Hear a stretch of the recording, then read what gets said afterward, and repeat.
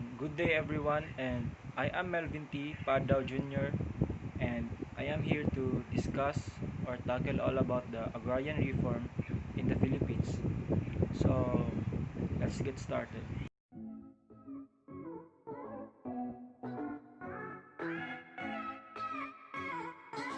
Agrarian reform is tackling about the status farmers for them to have a good life.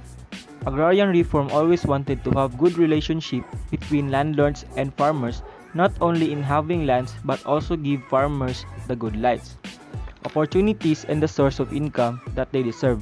Agrarian reform means the distribution of lands from the landlords. These landlords, they are the one who have the authority to distribute their property to those farmers who produces raw materials, who doesn't have their own land because this is their way to live economic growth. Small farmers and landless agricultural workers shows the distribution as a positive impact in their lives because it is like a beneficiary for them to have their own land and also to the source of income from them to survive. Farmers of landless agricultural workers should have their income in producing these raw materials because they have the authority to have the benefits the raw materials that they produce. Sa editorial cartoon na ito, pinapalabas sa Diaryong Philippine Star noong September 10, 2017. Pinapakita ang karanasan ng mga magsasakang Pilipino. Ninanais ang mga Pilipino na matugunan ang kanilang pangangailangan dahil matagal nang may solusyon ang gobyerno ukol dito. Pero hindi pa rin ito natutugunan. Agrarian reform doesn't want to just distribute the lands but also wanted to the farmers lives become better in order for them to their own lives. But it seems like the government doesn't take any action regarding to this problem.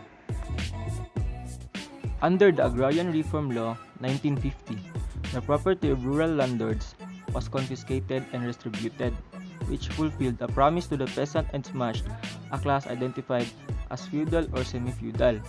Agrarian reform means distribution of lands, regardless of crops or fruits produced to the farmers and regular farm workers who are landless, irrespective of tenurial arrangement, to include the totality of factors and support services designed to lift economic status of the beneficiaries and all other.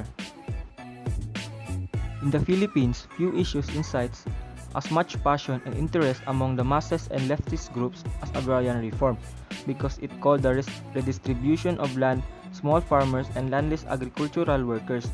The law paved the way for the redistribution of agricultural lands to tenant farmers from landowners, who were paid in exchange by the government through just compensation but were also allowed to retain not more than 5 hectares of land.